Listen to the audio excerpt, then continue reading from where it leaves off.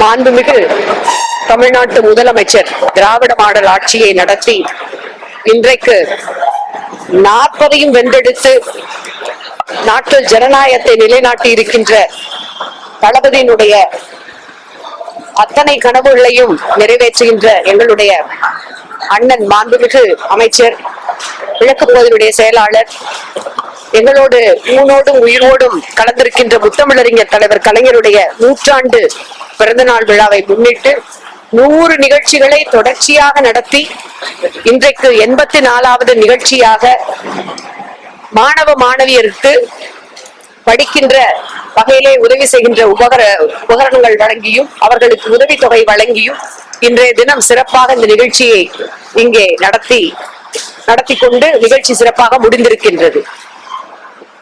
தமிழ்நாட்டிலே கல்விக்காக மிக குறிப்பாக இளஞ்சிறார்களுக்கு என்று காலை உணவு திட்டத்தையும், அவர்களுக்கு என்று புதுமை பெண் திட்டம், தமிழ் மகன் திட்டம், இப்படி எல்லா வகையிலும் கல்வியை மேம்படுத்துகின்ற திட்டங்களை முதலில் முன்னெடுத்திருப்பவர் நம்முடைய மாண்புமிகு முதலமைச்சர் அவர்கள் தான்.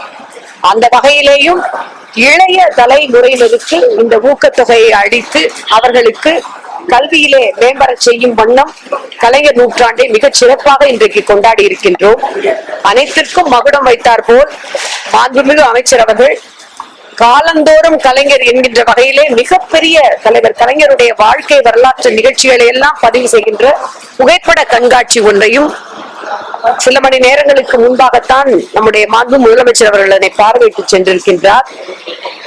தமிழ்நாட்டிலே இருக்கின்ற இளைய தலைமுறையினர் அத்தனையும் கவரும் வண்ணம் தலைவர் கலைஞர் நிகழ்ச்சியை, வாழ்க்கையை படமாக்கும் அத்தனை விதமான மாடர்ன் எக்யூப்மெண்ட்ஸ் அண்ட் டெக்னிக்கோடு அந்த புகைப்பட கண்காட்சி உருவாக்கப்பட்டிருக்கின்றது. பெற்றிருக்கின்ற 40 என்கின்ற வெற்றியை திராவிட முன்னேற்ற கழகம் எப்பொழுதும் தந்தை பெரியார், பேரறிஞர் அண்ணா, முத்தமிழறிஞர் அவர்கள் பணியை நினைவு கூர்ந்து கொண்டாடும். இந்த வெற்றியை எப்படியெல்லாம் அடுத்த தலைமுறைக்கு திராவிட கொள்கைகளை புகுத்தி எடுத்து செல்ல வேண்டும் என்ற வகையிலும் கொண்டாடும் என்பதற்கு உதாரணம் இத்தகைய விழாக்கள். பாடத்திட்டங்கள்ல திராவிட இயக்கங்கள் தொடர்பாக அதிகமாக அப்படின்ற மாதிரி ஆளுநர் திராவிட இயக்கங்கள் குறித்துத்தான் பேச வேண்டும். 50 வருடங்களாக திராவிட இயக்கம் ஊன்றி வளர்ந்த இந்த மண்ணினால் தான் இன்றைக்கு வட மாநிலங்களை விட தமிழ்நாடு கல்வியிலே முன்னேறி இருக்கின்றது. அதற்கான விதையை போட்டவர் தந்தை பெரியார் என்றால், அதை சீராட்டி வளர்த்தவர் பேரறிஞரும் தலைவர் கலைஞரும் என்றால், இன்றைக்கு மிகப்பெரிய புலிப்பாய்ச்சலோடு அதை எடுத்து சென்று கொண்டிருக்கின்றார் முதலமைச்சர் அவர்கள்.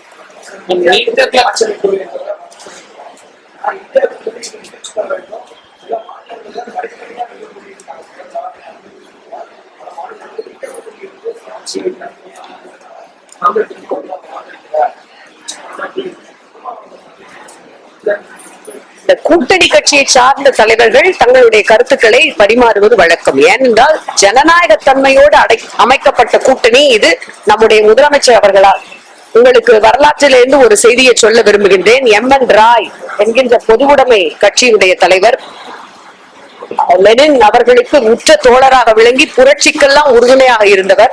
பல வருடங்களுக்கு முன்பாக தந்தை பெரியாரை சந்தித்து நாசிகளுக்கு எதிராக ஒரு மிகப்பெரிய கூட்டணியை அமைத்தார், ஜனநாயக கூட்டணியை அமைத்தார், முயற்சி செய்தார். அந்த வகையிலேதான் இன்றைக்கு எங்களுடைய மாண்பு முதலமைச்சர் அவர்கள் இந்த கூட்டணியை அமைத்திருக்கின்றார். கூட்டணி கட்சி தலைவர்கள் அத்தனை பேரும் கூறுகின்ற கருத்துக்களை எல்லாம் ஏற்றுக்கொண்டு மேலும் செறிவாக கூட்டணி வலுவாக இருக்கின்றது.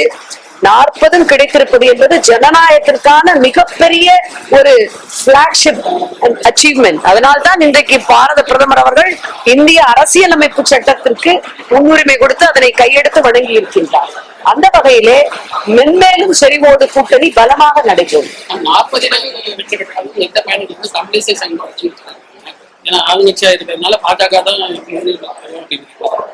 விரிவான பதில் ஒன்றை நான் ஏற்கனவே அதற்கு கூறிவிட்டேன்.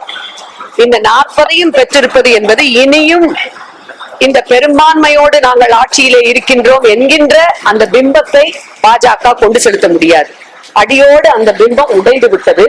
அவர்கள் சொல்லிக் கொண்டிருந்த தனிப்பெருமை மெஜாரிட்டி என்பது கூட கிடைக்காமல் மைனாரிட்டியாக மற்ற கூட்டணி கட்சிகளோடு ஆட்சி அமைக்கின்ற நிலைமைக்கு தள்ளப்பட்டிருக்கின்றார்கள்.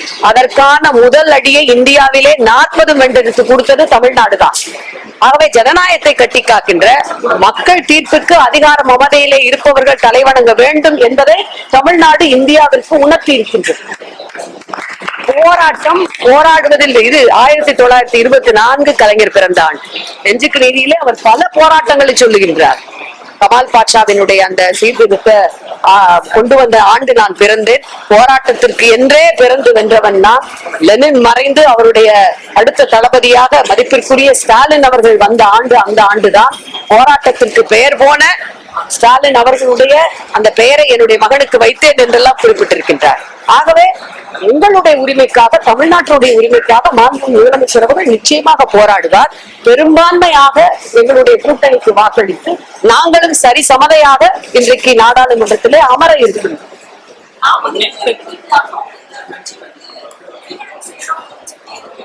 எத்தனை சட்டமன்ற தொகுதிகளிலே பாஜக முன்னணியில் இருக்கின்றது கணக்கெடுத்து பாருங்கள். வென்றிருக்கின்ற எத்தனை சட்டமன்ற தொகுதியிலே அது முன்னணியில் இருக்கின்றது, இரண்டாவது இடத்துக்கு வந்திருக்கிறது என்ற கணக்கை போட்டுக் கொண்டு வந்து பிறகு இதற்காகத்தான் நீட் தேர்வுல பாருங்க, அதுல வந்து 720க்கு 720 எடுத்த மாணவர்கள் 67 பேர். எங்காவது இது சாத்தியமாகுமா? ஒரே சென்டர்ல 6 பேர் ஒரே மாதிரியான மார்க் எடுத்திருக்கிறாங்க. அதுலயும் என்டி என்ன சொல்றாங்க, கிரேஸ் மார்க்ஸ் நாங்க போட்டிருக்கோம். அப்ப அந்த கிரேஸ் மார்க்ஸ் நீங்க போடுவதற்குரிய மெத்தடாலஜி என்ன, வழிமுறைகள் என்ன, இவையெல்லாம் மக்கள் மன்றத்திலே வெளிப்படையாக வைக்க வேண்டும். இப்படி குளறுபடிகள் நடக்கின்றன, இப்படித்தான் நம்முடைய தமிழ்நாட்டு மாணவ மாணவிகள் வஞ்சிக்கப்படுகிறார்கள் என்பதற்காகத்தான் நீட்டை எதிர்த்து தமிழ்நாடு அரசாங்கம் தொடர்ந்து போராடும் என்று முதலமைச்சர் சொல்லி போராடி வருகின்றார். எங்களுடைய இளைய அமைச்சர், எங்களுடைய அன்பிற்குரிய உதயநிதி அவர்களும் கோடிக்கணக்கிலே கையெழுத்து ஆன்டை நீட்டுக்கான எதிரான கையெழுத்துக்களை வாங்கி ஜனாதிபதி அவரிடம் கொடுத்திருக்கின்றார். இந்த குளறுபடிகளை எல்லாம் அந்த என்டிஏ தெளிவுபடுத்த வேண்டும். எந்த வகையிலே இது நடைபெறுகின்றது, இது சாத்தியமா?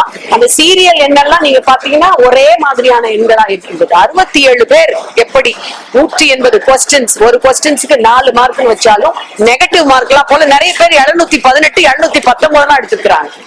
இதெல்லாம் சாத்தியமே கிடையாது. இதற்காகத்தான் நீட் வேண்டாம் என்கின்றோம். நீட் ஒழிப்பிற்காக தமிழ்நாடு, குறிப்பாக மாண்பு முதலமைச்சர் அவர்களும் நம்முடைய இளைய தலைவர் உதயநிதி அவர்களும் தொடர்ந்து போராடுவார்.